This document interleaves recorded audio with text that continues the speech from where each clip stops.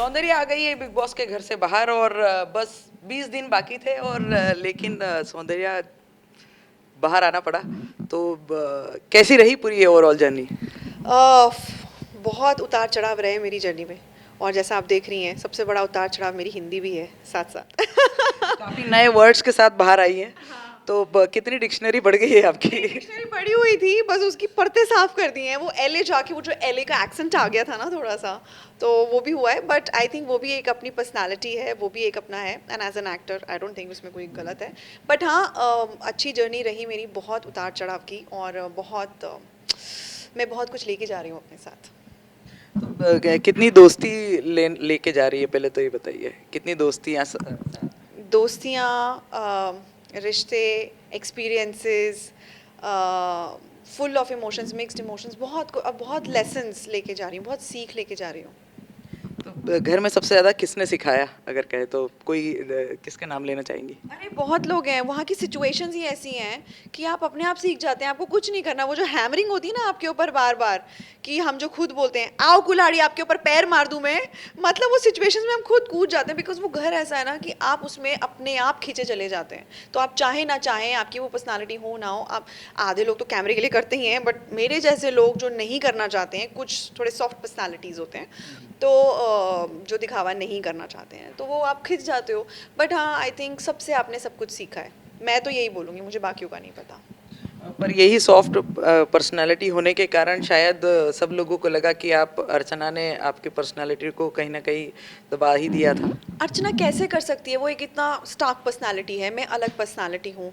और आप मुझे बताएं कि अगर अर्चना मेरी पर्सनालिटी को इन्फ्लुएंस करती या कुछ करती, हम साथ में गेम खेलते, तो क्या मैं आज बाहर होती? क्या मैं किसी अलायंस का हिस्सा नहीं होती? क्या मैं 4-6 लोगों की एक भेड़ चाल में चल के अपने आप को सेव नहीं कर लिया होता? या जैसे लोग पलटू प्याज बने या लोग कुछ भी बने, अपनी दोस्तियाँ बदली, एक परम्यूटेशन कॉम्बिनेशन बिठाया नॉमिनेशन से बचने के लिए, जिनको वो एक तरफ बहुत नफरत करते थे, उनके साथ आज इतनी अच्छी दोस्तियां हो गई लोगों की सडनली। उनकी सारी गलतियां माफ़, 100 खून माफ़।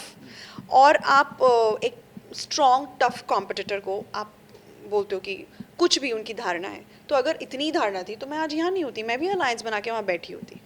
तो ये अपने आप में एक क्लासिक एग्जाम्पल है कि मैं अपने आप में हूँ और मैं जो हूँ मैं वो हूँ। एटलीस्ट मैं आज डंके की चोट पे ये चीज़ बोल सकती हूँ। कितनी निखर के बाहर आई सौंदर्या घर के अंदर? मैं जैसी अभी यहाँ हूँ, मैं वैसी ही वहाँ थी। बस ये है कि वहाँ पे इस तरह की पोलाइट लोग, पोलाइट पर्सनालिटीज़ इतना नहीं दिखते थे। आई एम श्योर वो होंगे, बट वहाँ वो ऐसे थे क्योंकि वो एक धारणा के साथ और बहुत प्रिपरेशन के साथ आए थे।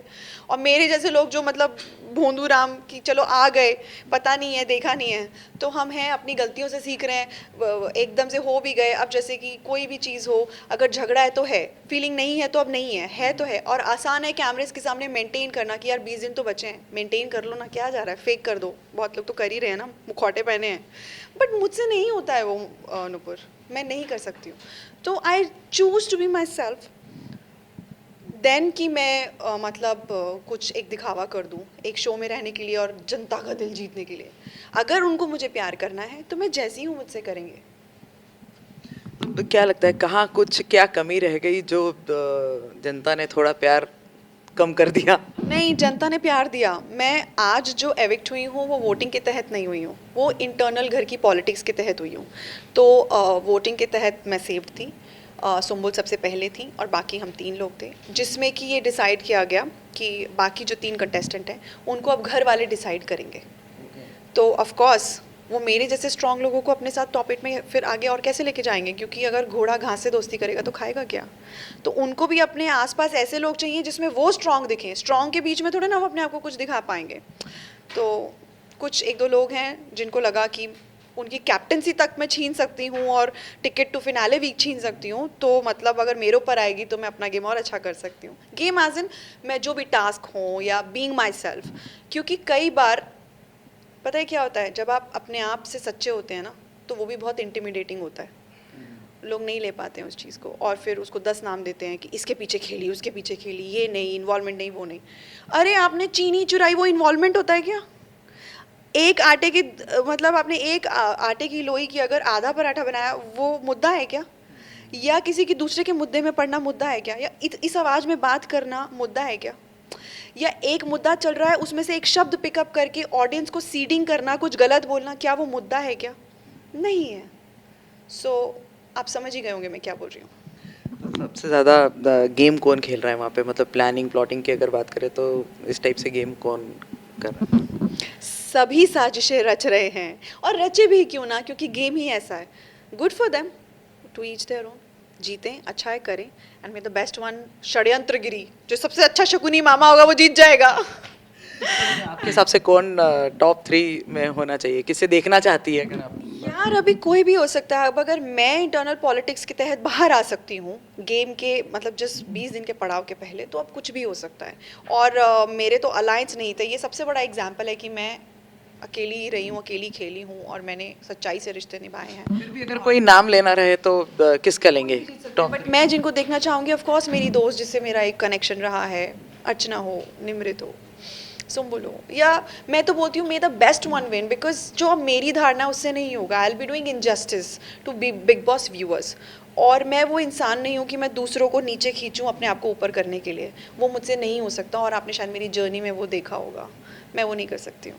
तो ओवरऑल अपने आप को, खुद को कितने मार्क्स देंगी इस बिग बॉस की जर्नी के लिए? 1000 आउट ऑफ 100, क्योंकि अगर मैं अपने आप को अपलिफ्ट नहीं करूंगी तो वो तो वैसे ही नहीं कर रहे हैं मुझे, वहाँ तो वैसे ही पॉलिटिक्स हो रही है। अब मैं टास्क भी अच्छा नहीं करती, अगर मैं अपने किचन का खाना या मेरी ड्यूटी अच्छी नहीं करती तो उस पर भी लांछन लगाए जाते हैं, वैसे ही बहुत ये लोग बोल देते हैं। सो कहने का मतलब है कि मैं तो अपने लिए अपनी फेवरेट हूँ।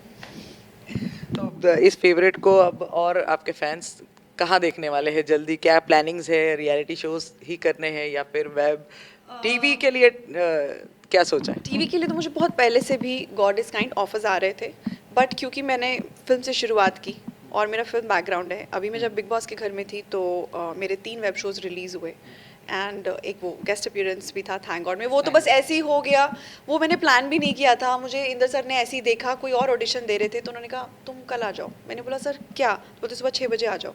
और मैं गई तो उन्होंने बोला सिद्धार्थ के साथ 2 सीन है।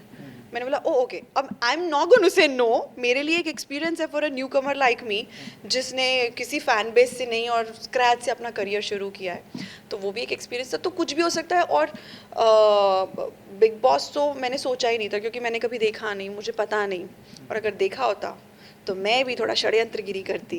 मैं 20 दिन पहले बाहर इंटरनल पॉलिटिक्स के तहत नहीं आती, but I am a terrible manipulator. मैं वो चीज़ नहीं कर सकती जो मेरा ज़मीर अलाउ नहीं करता है। तो भले ही I am the last person standing for the truth, मैं खड़ी होंगी, और वो शायद आपने देख भी लिया होगा कि कोई साथ दे ना दे, अगर if I believe in something I will do that, that is me. So आगे आने वाले समय में आई होप अच्छा काम मैं करूं, और मेरी अनाउंसमेंट जल्दी होने वाली है, आई होप हो जाए। भगवान थैंक यू, बस इतना ही बोलना चाहूँगी। चलिए, तब हम आपसे एक बार और मुलाकात करेंगे फिर से। हाँ, thank you and all the best. तो आप दोबारा इंटरव्यू नहीं लेंगे। Thank you so much, all the best. Thank you.